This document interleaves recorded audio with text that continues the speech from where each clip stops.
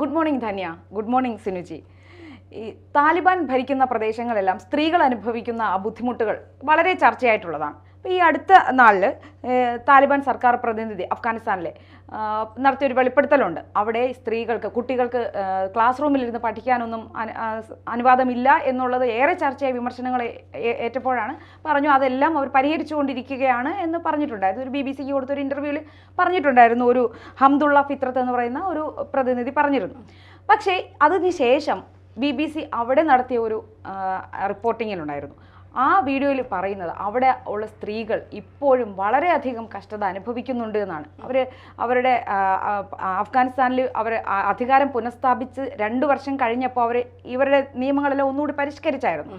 ആ പരിഷ്കരിച്ചതിൽ മുന്നുള്ളതിനേക്കാൾ കുറച്ചുകൂടി തീവ്രമായിരുന്നു സ്ത്രീകൾക്ക് എതിരെ അവർ നടപ്പിലാക്കിയത്. ശരീരത്തിൻ്റെ ഒരു തരി പോലും പുറത്ത് കാണാത്ത രീതിയിൽ മൂടുപടം ധരിക്കണം, ഫുള്ളായിട്ട് ധരിക്കണം. അത് മാത്രമല്ല ആ വസ്ത്രം നേർത്തതോ ടൈറ്റായി കിടക്കുന്നതോ ആവാൻ പാടില്ല എന്ന് പറഞ്ഞിരുന്നു. പിന്നെ ഈ ഭരണത്തിനെതിരെ കുറേ സ്ത്രീകൾ പ്രൊട്ടസ്റ്റുമായി തെരുവിലിറങ്ങിയിട്ടുണ്ടായിരുന്നു, അവർക്ക് സഹിക്കാൻ പറ്റാതെ. അപ്പോൾ ആ സ്ത്രീകളെ അവർ കൈകാര്യം ചെയ്ത് വളരെ ക്രൂരമായിട്ടായിരുന്നു. സ്ത്രീകളെ എന്ന് പറഞ്ഞാൽ ഈ പട്ടിയെ ചതയ്ക്കും പോലെ, തല്ലി ചതയ്ക്കും പോലെ അവർ വളരെ ക്രൂരമായി. ഇന്നും ആ സ്ത്രീകൾ അതിൽ BBC റിപ്പോർട്ടോട് അവർ വളരെ കരഞ്ഞുകൊണ്ടാണ് അവർ പറയുന്നത്. അവർക്ക് വാ തുറന്ന് സംസാരിക്കാൻ പോലും കഴിയില്ല, പഠിക്കാൻ പറ്റില്ല എന്നുള്ളത് പോലെ തന്നെ അവർക്ക് വാ തുറന്ന് സംസാരിക്കാൻ. അവർ ചോദിക്കുന്നത് ഇങ്ങനെ ജീവിച്ചിരിക്കുന്നതിനേക്കാൾ ഭേദം അവർ മരിക്കുന്നതാണ് എന്നാണ്. അപ്പോൾ ഈ താലിബാൻ ഇപ്പോൾ ഈ ഒരു വശത്ത് പറയുന്നു അവർ സ്ത്രീകൾക്ക് സ്വാതന്ത്ര്യം കൊടുക്കാം, അവർ പഠിപ്പിക്കാം എന്നെല്ലാം പറയുകയും, പക്ഷെ അവരുടെ പ്രവൃത്തി ഇതിൽ നിന്നെല്ലാം വിഭിന്നമായി ഇപ്പോഴും സ്ത്രീകളെ ഇങ്ങനെ പൂട്ടിക്കെട്ടി വെക്കുന്ന ഒരു നയം തന്നെയാണ് അവർ തുടരുന്നത്. ഇതിനെന്തെങ്കിലും ഒരു മാറ്റം വരുമോ അവരുടെ ഈ നയങ്ങൾക്ക് എന്ന് പ്രതീക്ഷിക്കുന്നുണ്ടോ നിങ്ങൾ ആരെങ്കിലും? ഈ മനുഷ്യത്വ വിരുദ്ധമായ നിലപാടാണ് എല്ലാ കാലത്തും താലിബാൻ കൈക്കൊള്ളുന്നത്. എന്നാൽ കുറഞ്ഞ കാലമായിട്ട് താലിബാൻ പറയുന്നു ഞങ്ങൾ അഫ്ഗാനിസ്ഥാൻ എന്ന് പറയുന്ന രാജ്യത്തെ മറ്റ് രാജ്യങ്ങൾക്ക് തുല്യമായി സാമ്പത്തികപരമായി, സൈനികപരമായി, വിദ്യാഭ്യാസപരമായി ഒക്കെ ഉയർത്തിക്കൊണ്ടുവരും എന്നുള്ള നിലപാട് സ്വീകരിക്കുമെന്ന്. എന്നാൽ ഇപ്പോൾ താലിബാൻ എടുത്തിരിക്കുന്ന നിലപാടുകൾ കൂടുതൽ കർക്കശവും സ്ത്രീ വിരുദ്ധവുമാണ്. പൊതു ഇടങ്ങളിൽ സ്ത്രീകൾ ശബ്ദമുയർത്തി സംസാരിക്കാൻ പാടില്ല, സ്ത്രീകൾ സംഗീതം ആസ്വദിക്കാൻ പാടില്ല എന്ന് പറഞ്ഞാൽ പൊതു ഇടങ്ങളിലേക്ക് സ്ത്രീകൾ ഇറങ്ങരുത് എന്നാണ് പറഞ്ഞതിനർത്ഥം. വീടിന് പുറത്തേക്ക് ഇറങ്ങുമ്പോൾ ഭർത്താവിൻ്റെ അടുത്തോ സഹോദരൻ്റെ അടുത്തോ അച്ഛൻ്റെ അടുത്തോ ഒക്കെ സംസാരിക്കാമല്ലോ സ്വാഭാവികമായും, അങ്ങനെ പോലും സംസാരിക്കരുത്. അതായത് ഒച്ചയെടുത്ത് സംസാരിക്കാൻ പാടില്ല, പൊതു ഇടങ്ങൾ സ്ത്രീകൾക്ക് നിഷിദ്ധമാണ്. അവിടെ സംസാരിച്ചാൽ കർശനമായ നിലപാട് സ്വീകരിക്കും. ഒപ്പം വസ്ത്രധാരണത്തിൻ്റെ കാര്യത്തിൽ കടുത്ത നിലപാടാണ് എല്ലാ കാലത്തും താലിബാൻ കൈക്കൊണ്ടിരുന്നത്. കണ്ണ് മാത്രം തുറന്നു കാണുന്ന രീതിയിലുള്ള മൂടുപടം ധരിക്കണം. ഇതിൽ തന്നെ ഈ മുഖാവരണം എന്ന് പറയുന്നത് തീരെ നേർത്തതാകാൻ പാടില്ല, വളരെ കട്ടിയുള്ളതായിരിക്കണം എന്നൊക്കെ പറഞ്ഞിട്ട് നിലപാട് കർക്കശമാക്കുമ്പോൾ മനുഷ്യത്വ വിരുദ്ധമായ നിലപാടുകളുമായി അവർ മുന്നോട്ട് പോകുന്നു എന്ന് ഒരിക്കൽ കൂടി തെളിയിക്കുകയാണ്. മാത്രമല്ല സംഗീതം ആസ്വദിക്കാൻ പാടില്ല, സംഗീതത്തിന് താലിബാനിൽ വിലക്ക് ഏർപ്പെടുത്തുന്നു. അപ്പോൾ താലിബാൻ ഭരണകൂടം അവിടെ അധികാരത്തിലെത്തിയ കാലത്തെല്ലാം തന്നെ സംഗീതത്തിന്, നൃത്തത്തിന്, മറ്റ് വിനോദ പരിപാടികൾക്കെല്ലാം തന്നെ വിലക്കുണ്ടായിരുന്നു. സ്ത്രീകൾക്ക് പാർക്കിൽ പോകാൻ പറ്റില്ല, സിനിമാ തിയേറ്ററുകളിൽ പോകാൻ പറ്റില്ല, ജോലിക്ക് പോകാൻ പറ്റില്ല. അതുപോലെ തന്നെ ചെറിയ പെൺകുട്ടികൾ, ഈ പെൺകുട്ടികളെ ലൈംഗിക അടിമകളാക്കുന്ന നിലപാട് പോലും പലപ്പോഴും ഈ താലിബാൻ സ്വീകരിച്ചിട്ടുണ്ട്. അതുകൊണ്ടാണ് ഇവർക്ക് സ്കൂളുകളിൽ പോകാൻ അനുവാദമില്ലാത്തത്. വിദ്യാഭ്യാസം ഏതാണ്ട് പൂർണ്ണമായി നിഷേധിക്കുന്നു.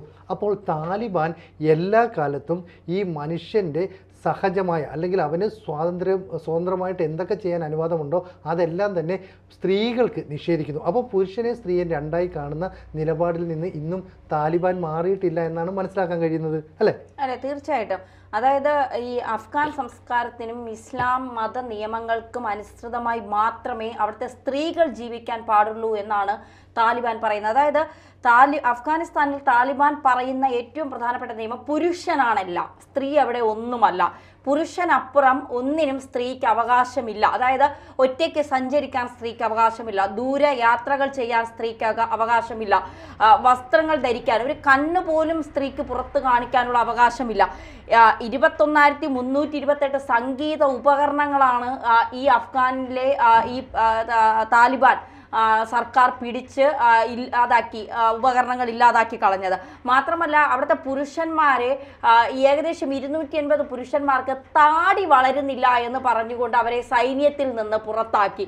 കാരണം ഇസ്ലാം നിയമങ്ങൾക്ക് വിരുദ്ധമാണ്, താടിയാണ് ഇസ്ലാം നിയമം അനുസൃതമായി പുരുഷന്മാർക്ക് താടി വേണം. പുതുക്കിയ നിയമത്തിൽ സ്ത്രീകൾക്ക് ഇത്രയും നിർദ്ദേശം കൊടുത്തതിനൊപ്പം തന്നെ നിർബന്ധമായും പുരുഷൻ താടി വളർത്തണം എന്നുള്ള നിയമവും കൊണ്ടുവന്നു. അതായത് ഒരു അരാജകത്വം സൃഷ്ടിച്ചുകൊണ്ട് മുന്നോട്ട് മുന്നോട്ട് പോവുക, അവൻ്റെ ബലഹീനതകളെ, ഒരു മനുഷ്യൻ്റെ ബലഹീനതകളെ ഏറ്റവും കൂടുതൽ മുതലാക്കിക്കൊണ്ട് മുന്നോട്ട് പോകുക. നമ്മളൊക്കെ ഇപ്പോൾ കളിക്കാണെങ്കിലും പറയും കേരളത്തിൽ താലിബാൻ ഭരണമാണോ എന്നൊക്കെ. കാരണം ചില ചട്ടക്കൂടുകളിൽ നമ്മളെ ഒതുക്കി നിർത്തുമ്പോൾ അതുപോലും നമുക്ക് വലിയ അസ്വസ്ഥത ഉണ്ടാകുന്നു. അപ്പോൾ താലിബാനിലെ ഒരു അവസ്ഥ ആലോചിച്ച് നോക്കണം. ഈ സിനുജി നേരത്തെ പറഞ്ഞതുപോലെ തന്നെ കൊച്ചു പെൺകുട്ടികളാണ് ലൈംഗിക അടിമകളാകുന്നത് എന്നുള്ളത്. അതായത് വീട്ടിൽ നിന്ന് അവരെ പിടിച്ചുകൊണ്ട് പോകുന്നു, പിന്നെ കുറേ ദിവസം കഴിയുമ്പോൾ അവരെ തിരിച്ചുകൊണ്ടാക്കുന്നു, അവർ ചോദ്യം ചെയ്യാൻ പാടില്ല, തങ്ങളുടെ മക്കൾ എവിടെയാണെന്ന് അന്വേഷിക്കാൻ പാടില്ല. അത്തരത്തിലേക്കാണ് കാര്യങ്ങൾ പോകുന്നത്. സ്ത്രീയും പുരുഷനും ഒരുമിച്ചിരിക്കാൻ പാടില്ല, ഒരുമിച്ച് പുറത്തിറങ്ങാൻ പാടില്ല, ഒരുമിച്ചിരുന്ന് പഠനം നടത്താൻ പാടില്ല,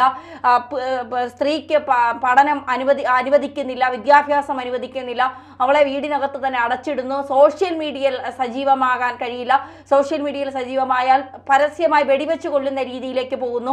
അവിടെ അഫ്ഗാനിസ്ഥാനിൽ ഇത്തരം ഈ താലിബാൻ ഭരണവുമായി ബന്ധപ്പെട്ടുള്ള ഈ സംഘർഷങ്ങളൊക്കെ നടക്കുമ്പോൾ പലരും സോഷ്യൽ മീഡിയയിൽ വന്നവർ അവരെ അതിക്രൂരമായി ഉപദ്രവിച്ച് സ്വയം വെടിവെച്ച് മരിച്ച ഒരുപാട് പേരുണ്ട്. അപ്പോൾ അത്തരത്തിൽ താലിബാന്റെ ഒരു അഴിഞ്ഞാട്ടം തന്നെയാണ് അഫ്ഗാനിസ്ഥാനിൽ നമുക്ക് കാണാൻ കഴിയുന്നത്. അവർ പറയുന്നുണ്ട് ലോകത്തോട്, ഞങ്ങൾ പരിഷ്കരിക്കുന്നു ഞങ്ങളുടെ നിയമങ്ങൾ, സ്ത്രീകൾക്ക് വേണ്ടത്ര സ്വാതന്ത്ര്യം ഞങ്ങൾ കൊടുക്കും, സ്ത്രീ ഏത് തരത്തിലും മാറ്റാൻ ഞങ്ങൾ തയ്യാറാണ്. ഒരിക്കലുമല്ല. അഫ്ഗാനിസ്ഥാനിലെ പല കാര്യങ്ങളും ഇപ്പോൾ താലിബാൻ പുറത്തുവിടുന്നില്ല, മാധ്യമങ്ങളിൽ വരുന്നില്ല എന്നുള്ളതാണ് യാഥാർത്ഥ്യം. അവിടെ ടൂറിസ്റ്റ് കാര്യങ്ങളൊക്കെ വലിയ രീതിയിൽ വികസിപ്പിക്കാൻ താലിബാൻ ഒരുങ്ങുന്നു. അതിന് ക്യാമ്പ് നടത്തുന്നു. അവിടെ പെൺകുട്ടികളെ, ഈ സ്കൂളിൽ പോകാത്ത പെൺകുട്ടികൾ, ദൂരെ യാത്ര ചെയ്യാത്ത പെൺകുട്ടികൾ, വീട് വിട്ട് പുറത്തിറങ്ങാത്ത പെൺകുട്ടികളെയാണ് ഈ ടൂറിസ്റ്റുമായി ബന്ധപ്പെട്ട കാര്യങ്ങളുടെ ഈ ക്യാമ്പിനൊക്കെ കൊണ്ടുവരുന്നത്. അപ്പോൾ ഈ പെൺകുട്ടികൾക്ക് ഏത് തരത്തിലുള്ള വിദ്യാഭ്യാസം നിഷേധിക്കുക, സ്വാതന്ത്ര്യം നിഷേധിക്കുക, അവരെ അടച്ചിട്ട് അവരുടെ ഒരു രീതി, അതായത് ഒരു ഭീകരമായ രീതി അല്ലേ, ഒരു ഭീകരമാരെങ്കിലും അതിനെതിരെ ഒരു വാക്ക് മിണ്ടിയാൽ അവർ നേരിടുന്ന ക്രൂരമായ പീഡനങ്ങളാണ്. 15, 16, 17, 12 വയസ്സായ പെൺകുട്ടികളെയാണ് ക്രൂരമായി ബലാത്സംഗം ചെയ്ത് ലൈംഗിക അടിമകളായും വച്ചിരിക്കുന്നതെന്ന് പറയുമ്പോൾ തന്നെ അവരുടെ ഒരു മൃഗീയമായ ചിന്താഗതി തന്നെ നമുക്ക് മനസ്സിലാക്കാൻ സാധിക്കും. ഒരു മനുഷ്യാവകാശ പ്രവർത്തക, അഫ്ഗാനിസ്ഥാനിലെ തന്നെ ഒരു മനുഷ്യാവകാശ പ്രവർത്തക താലിബാനെതിരെ ശബ്ദമുയർത്തിയതിന് അവരെ അറസ്റ്റിലായി. പക്ഷേ അറസ്റ്റിലായി അവർ ജയിലിൽ അനുഭവിച്ച ക്രൂര പീഡനമായിരുന്നു. ആ ജയിലിൽ കഴിയുന്ന സ്ത്രീകളോട് മുഴുവൻ ഇവർ വളരെ ക്രൂരമായാണ് പെരുമാറുന്നത്. നിരവധി സ്ത്രീകളാണ് ബലാത്സംഗത്തിന് ഇരയാകുന്നത്. ആ മനുഷ്യാവകാശ പ്രവർത്തകയും ഇതേ പീഡനങ്ങൾക്ക് വിധേയമായിട്ടുണ്ടായിരുന്നു. സിനുജി, ഇപ്പൊ ഈ ലോക സംഘടനകളും മറ്റു രാജ്യങ്ങളും എല്ലാം താലിബാന്റെ ഈ ക്രൂരതയ്ക്കെതിരെ ഉറക്കെ ശബ്ദമുയർത്തുന്നുണ്ട്. പക്ഷെ എന്നിട്ടും ഇവർക്ക് ഒറ്റയ്ക്ക് ജീവിക്കാനാവില്ലല്ലോ, പരസ്പരം ഇല്ലാതെ.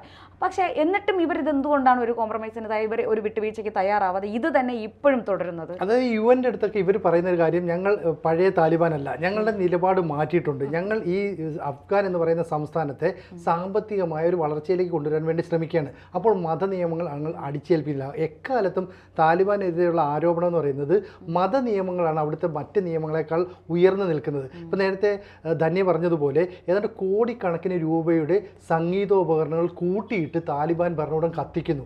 അതായത് നേരത്തെ ഇത്തരം കാര്യങ്ങളൊക്കെ താലിബാൻ ചെയ്യുന്നുണ്ടെങ്കിലും നിയമമായി പറയാറില്ല. ഇപ്പോൾ ഔപചാരികമായി ഇതാണ് ഞങ്ങളുടെ നിയമം. അവിടെ കാറിൽ പോകുമ്പോൾ ഡ്രൈവർമാർക്ക് സംഗീതം പ്ലേ ചെയ്യാൻ അവകാശമില്ല. അത് മാത്രമല്ല, ഈ കൊച്ചു കുട്ടികളെ ലൈംഗിക അടിമകളായി ഇവർ തന്നെ വച്ചുകൊണ്ടിരിക്കുമ്പോൾ തന്നെ ഇവർ പറയുന്നത് അനാശാസ്യ പ്രവർത്തനം നടത്തിയതിന് ഏകദേശം 13,000 പേരെ അവർ ഒരു വർഷം തടവിലാക്കുകയും ചെയ്തു. ഇവർക്ക് എന്ത് യോഗ്യതയാണ് അത്തരം പ്രവർത്തനങ്ങൾ ചെയ്യാനുള്ള? പക്ഷെ ഇവരെ ചോദ്യം ചെയ്യില്ല, ഇവരെ ആരും ചോദ്യം ചെയ്യില്ല എന്നുള്ളതാണ് ഇതിൽ ഏറ്റവും പ്രധാനപ്പെട്ട കാര്യം. കാരണം ഒരു തീവ്രവാദ സംഘടനയാണ് അവിടെ ഭരിക്കുന്നത്, അല്ലെ? ഇവിടെ അനാശാസ്യ പ്രവർത്തനം എന്ന് പറഞ്ഞാൽ എന്താണെന്നറിയോ? അതായത് ഒരു സ്ത്രീ പരിചയമില്ലാത്ത ഒരു പുരുഷനെ നോക്കരുത്, സംസാരിക്കരുത്. ഒന്നാമത് നോക്കുമ്പോൾ തന്നെ മൂടുപടം മൊത്തമാണ്. ഇത് കൂടാതെ എന്തെങ്കിലും സംസാരിക്കരുത്. അപ്പോഴാണ് നേരത്തെ പുതിയ ഔദ്യോഗികമായ നിയമം വന്നത്. അതായത് പൊതു ഇടങ്ങളിൽ സംസാരിക്കരുത്, പൊതു ഇടങ്ങളിൽ ഒച്ചയെടുക്കരുത്. അതായത് അന്യ പുരുഷനെ, തങ്ങൾക്ക് പരിചയമില്ലാത്ത ഒരു പുരുഷൻ്റെ അടുത്ത് സംസാരിക്കരുത്. അതുപോലും ഈ മതനിയമത്തിന് അപ്പുറമാണ്, ഞങ്ങൾ ഉൾക്കൊള്ളില്ല എന്ന് പറയുന്നു. സംഗീതോപകരണങ്ങൾ കൂട്ടിയിട്ട് കത്തിക്കുന്നു. ഒന്ന് ആലോചിച്ച് നോക്കി, ഏതൊരു സമൂഹവും അവൻ്റെ വിഷമങ്ങളോ അവൻ്റെ ഒരു സമ്മർദ്ദങ്ങളോ ഒക്കെ ഉണ്ടാകുമ്പോൾ അതിൽ നിന്നൊരു മോചനം കിട്ടുന്നത് എന്തെങ്കിലും വിനോദത്തിൽ ഏർപ്പെട്ട, അതൊരു സംഗീതം ആസ്വദിച്ചായിരിക്കും, അല്ലെങ്കിൽ ഒരു വിനോദ പരിപാടി കണ്ടുകൊണ്ടായിരിക്കാം. ഇത്തരം പരിപാടി പരിപാടികൾക്ക് പൂർണ്ണമായും വിലക്കേർത്തിക്കൊണ്ട് ഔദ്യോഗികമായ ഒരു സർക്കുലർ ഇറക്കുന്നു. എന്നിട്ട് എന്താ പറയുന്നത്, 50-60 കിലോമീറ്റർ ദൂരെ ഒരു സ്ത്രീക്ക് യാത്ര ചെയ്യണമെങ്കിൽ ബസ്സിലോ മറ്റു വാഹനത്തിലോ പോവുകയാണെങ്കിൽ ഒരു പുരുഷൻ അകമ്പടി പോകണം. ആ പുരുഷൻ ഭർത്താവായിരിക്കണം, സഹോദരനായിരിക്കണം, അല്ലെങ്കിൽ ഭർത്താവായിരിക്കണം.